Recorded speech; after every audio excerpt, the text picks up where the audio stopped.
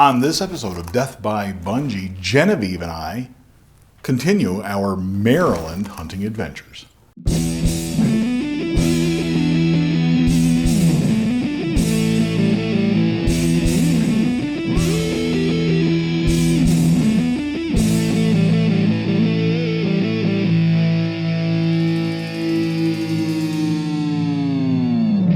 Genevieve and I are having a blast in Maryland. We are having the greatest time. She's already got her first out-of-state deer. She killed a nice doe out of a tree stand early in the trip.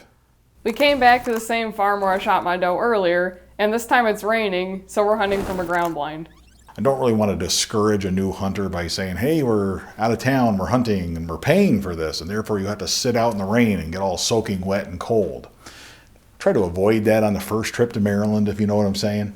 We've gotten the forecast and it's gonna rain for a couple of days. So we've decided to hunt in the ground blind instead of sitting out in a tree stand because I'm not really interested in that. Now usually when we go to Maryland, we hunt over bait because that's legal in Maryland. On this hunting adventure, however, we aren't hunting over bait. Instead, we are hunting over a 100-acre field of soybeans. Not bait. Now, this is a little later in the year. The soybeans are drying up a little bit because they're ready to be harvested, but the deer are still in there and still feeding on those soybeans.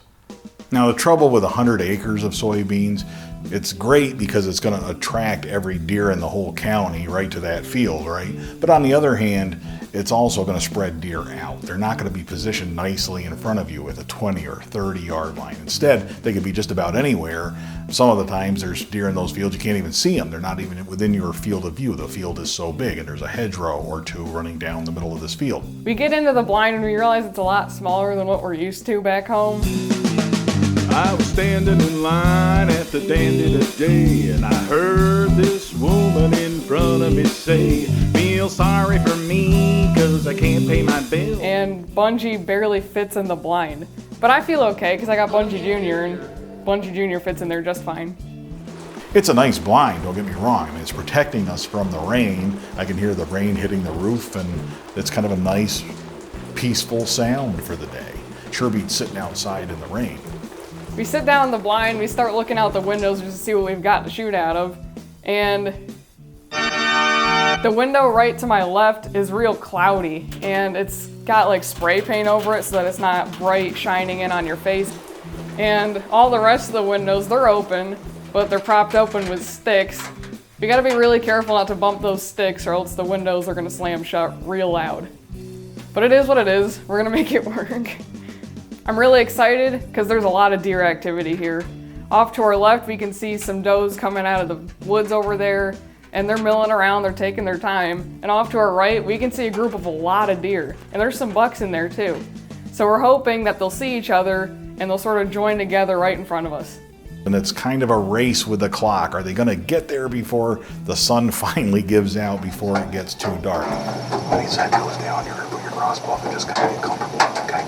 Dad's using the rangefinder for me, so I'm really excited, but it's getting dark really fast. Unfortunately, that race with the clock does not end in our favor.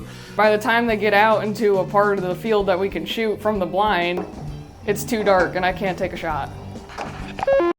Just not meant to be, and I'm very proud of her for not trying to take that shot. Well, I've already shot 2 deer this year, and my dad hasn't shot any. We get back to the blind because it's still raining. The problem with this blind is it's a little too small for Bunjie. In fact, if it weren't raining, I probably would have left Bunjie outside. This blind is just not deep enough for me to lift Bunjie up in front of me. The windows are too small. I can't fit Bunjie out the windows. I can't fit Bunjie up to the windows. I can't position my head and behind the scope properly. It's really a blind meant for muzzle loaders or shotguns or rifles to shoot across this big field. I'm gonna let Dad use Bunjie Jr. because Bunjie can't fit in the blind barely. I don't want to change. Why can't everything stay the same? I don't want to change. Why can't everything stay the same? One day, even force showed up. A whole new batch. Gotta protect my heritage. I gotta start from scratch. White trucks and cowboy hats all around my town. It's like a beehive. 610 and 215 became 469 and 405.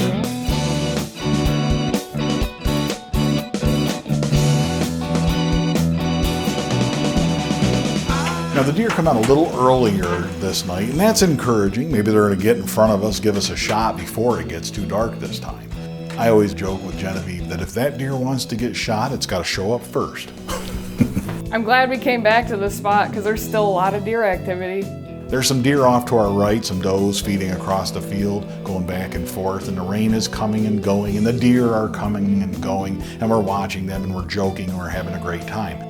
So we're waiting for them to feed across the field, close enough so we can get a shot. The closest this family of does gets is about 60 yards away, and they are parked in that part of the field for half an hour. It's getting closer and closer to sunset, and they're hung up at 60 yards. These deer are taking social distancing way too far. Back to the race against the clock. It is getting darker. We're getting close to sunset, and before you know it, the sun sets, and now we're into that last half hour of legal shooting light. And the lead doe is looking down the field to our left.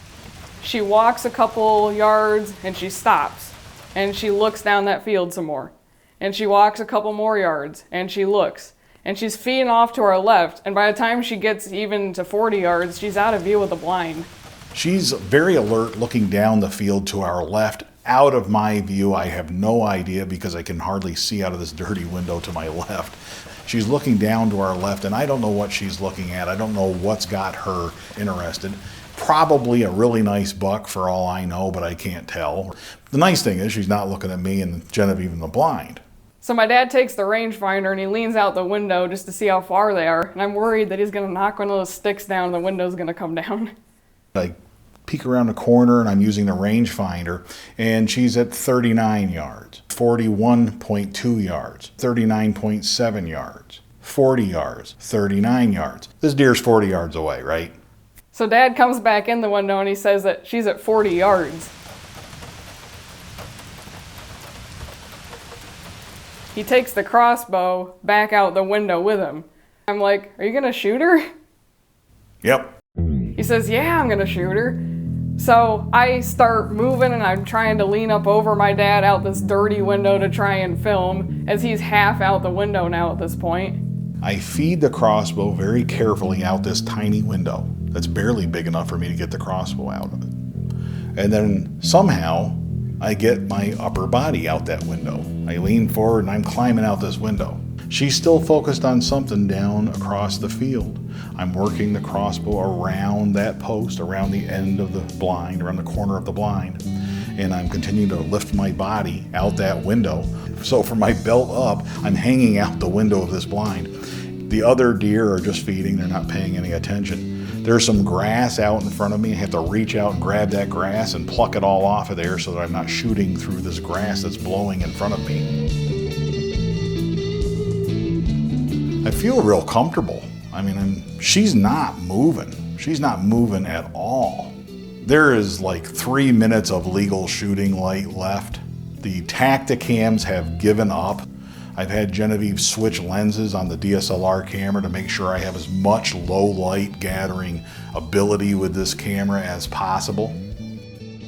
It's now or never.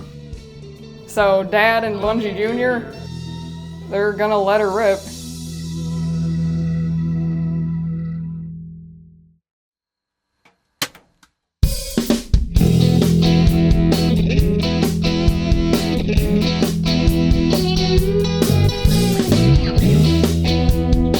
I feel pretty good about this shot until she runs off with the arrow and I see the luminot going up and down across the field. This deer is running off with my arrow.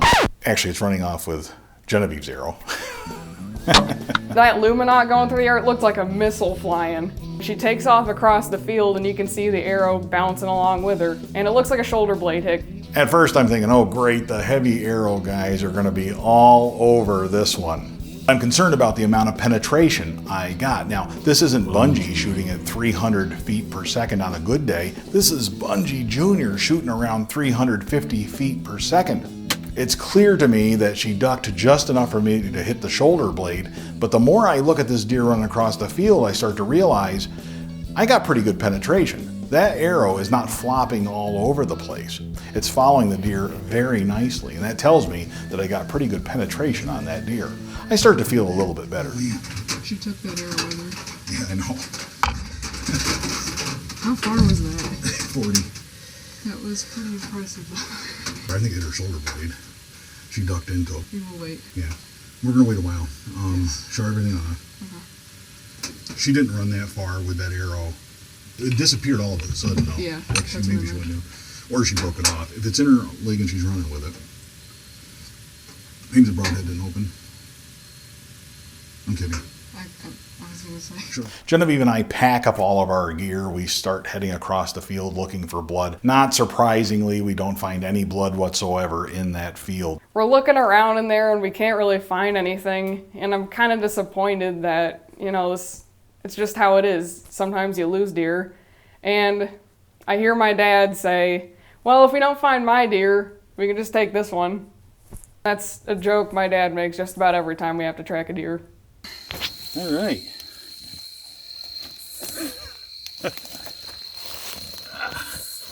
What do you think? What a great sight. I am so happy to locate this deer. Frankly, I was kind of showing off a little bit between you and me, kind of showing off for my daughter a little bit, and I would have felt like a real heel if we hadn't found this deer.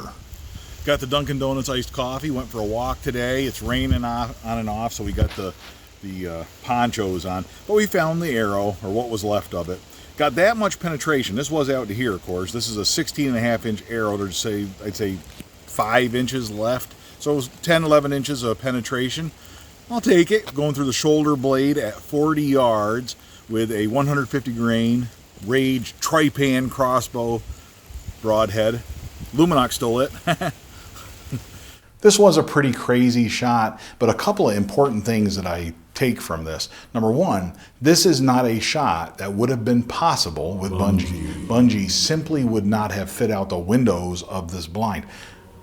Bunjie barely fit in the blind in the first place. Also, 40 yards is too far of a shot for Bunjie. I really like 20-yard shots with my crossbow. Another thing, Bunjie hitting a shoulder blade, that's not ending with a dead deer, most likely. You won't get enough penetration with an older, slower crossbow without going to heavier arrows, different broadheads, all that sort of thing. And if you do that, you are not going to be taking that shot at 40 yards. At least I'm not comfortable doing that. Bunjie Jr. really didn't have too much trouble connecting on the deer at 40 yards. Now I'm really excited because this is the first time in Maryland that I've killed a deer in a blind. Technically, he wasn't in the blind. I can't wait to go back to Maryland next year. I hope there's better weather next time though. So we all leave Maryland with 2 deer. We have 2 great deer in the freezer, some great stories to tell. I hope you've enjoyed these videos. Bunjie is still 0 on the year coming home from Maryland, however. It's time to step it up a little bit. Will Bunjie get a shot at a deer? There's only one way to find out. Until that time comes, all hail Bunjie Jr.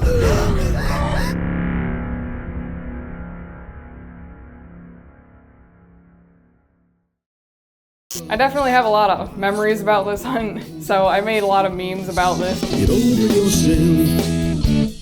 I said get over yourself. If only hurt yourself or somebody else.